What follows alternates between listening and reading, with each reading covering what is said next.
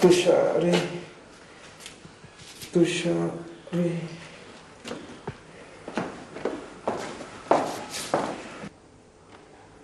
පුතා ඔයාට මතකද මේ වාගේ කාමරේ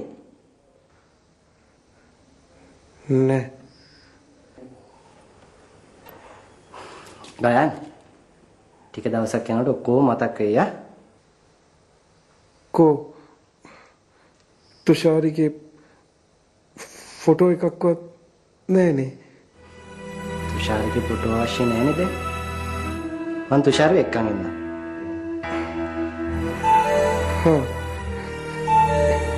ඉක්මනට ගිහින් එන්න කියන්න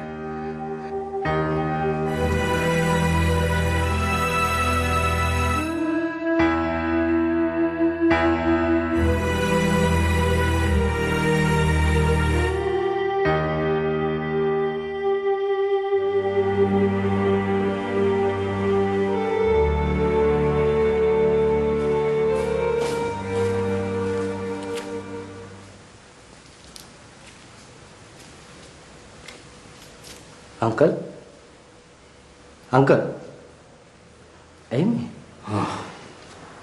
වාඩි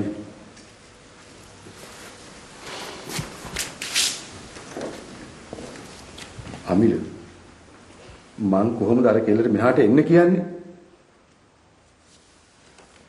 අංකල් ඉතින් ඉස්සර ඉඳන්ම තුෂාරයට අකමැති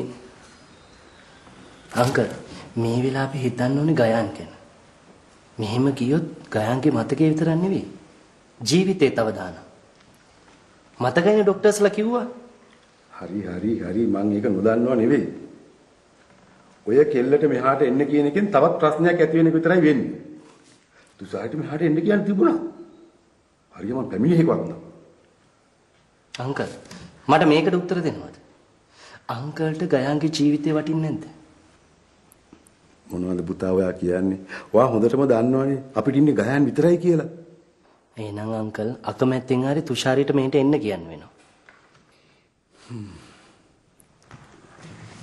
එහෙනම් ගයන්ට ටිකක් සනීප වෙනකන් තුෂාරිට එන්න කියන්න. අංකල් මට මේක ගිහිල්ලා තුෂාරිට කියන්න බැරි කමක් නැහැ. වඩා හොඳ ඉතින් අංකල්ම ගිහිල්ලා තුෂාරිට මේ ගැන කිව්වොත්. මම?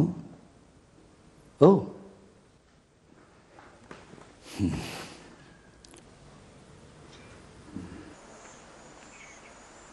ඈතරයි. ඔබට හොඳටම විශ්වාසද SD මහත්තයා කියයි කියලා? උඹට මාව විශ්වාස නැද්ද අමරේ? මං ස්ටේෂන් එකේ නෝට දැක්කා. පාර දිගේ ඇවිල්ලා ටිකට් එකක් අරන් කොළඹ රේල්ලුවට නැග්ගා. එහෙනම් SD කාර්යය ගියා. මයි කෙල්ල වේරුණා. එහෙම හිතන්න එපා අමරේ. සමහරලාට ආය උඹේ කෙල්ල වරන් යන්න SD කාර්යය එන්න බැරි කමක් නැහැ. ඔය මොනවා කිව්වත් මගේ කෙල්ල කොහෙවත් යන්නේ නැති බව මට හොඳට විශ්වාසයි. SD කාර්යය බඳින කෙනෙක් ඉන්නවලු. මොනවා? ඒකමයි කෙල්ල දන්නවා. පුදුම මහත්තයෙක් නේ බං. උන්ට මහත්තුරු කියන්නත් ලැජ්ජයි. යන්නේ නැ තැන කෙල්ලෝ යාළු කරගන්නවා. ඔය ඉන්දියා මදයි. ඔය බම් මං කලින් දන්නව නම් SD කාර්යව මීට කලින් මං යවන්නේ. උන් හිතන් ඉන්නේ මේ අපේ කෙල්ල උන්ගේ සෙල්ලම් බඩු කියලා. අමරේ කොයිකටත් උඹේ අනාගතය පෙනෙන තරුණ ඔබට Ceylinco life retirement plan Ceylinco life අමරේ මාත් එක් ගැන හිතුව අතරේ ඉක්මනටම කරන්න ඕන. එවන්න ඉක්මනට එවන්න. හැබැයි හිටියා වගේ කෙනෙක් නම් අපිට එවන්න එපා. ඩිවිෂන් එක පාලනය කරන්න සහාය වෙන කෙනෙක් තමයි අපිට ඕනේ. හරි? ඕකේ. බයි.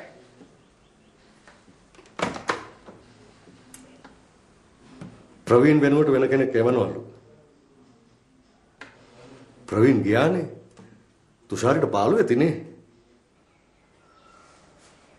ප්‍රවීන් තුෂාරිව ආශ්‍රය කරලා තියෙන්නේ විනෝදෙට. ප්‍රවීන්ගේ අක්කා බැඳලා ඉන්න මහත්තයා මගේ හොඳ යාළුවෙක්. ඒ අය ප්‍රවීන්ට හොඳ කසාදයක් ලෑස්ති කරලා තියෙන්නේ. මන් දන්නවා සර්. ඒක දැනගෙනද තුෂාරි ප්‍රවීන්ව ආශ්‍රය කළේ? ප්‍රවීන් මේ බව මට කිව්වා සර්.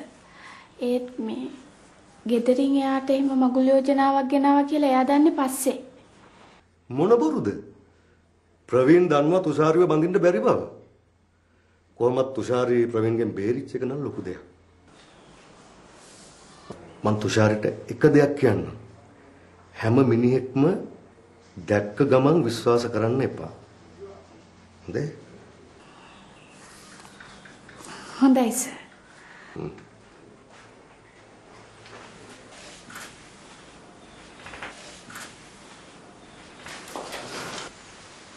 අපි පුතාව ඕස්ට්‍රේලියාවට යවන්න හදන්නේ නැතුව ගෙදර තියාගත්තා නම් ඉවරයිනේ. වීසා ඇප්ලයි කරන්න ගිහිල්ලා වෙච්ච දෙයක්.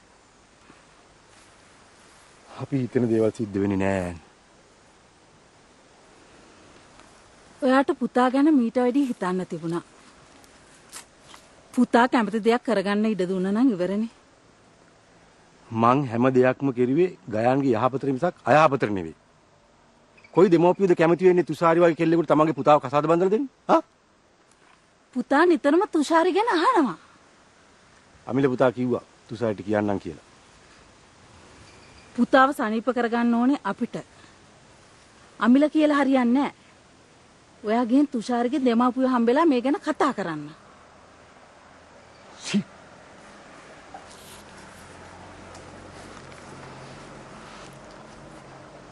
මට යන්න උනානේ මේකගේ දෙපතුල් ළඟට. ෂා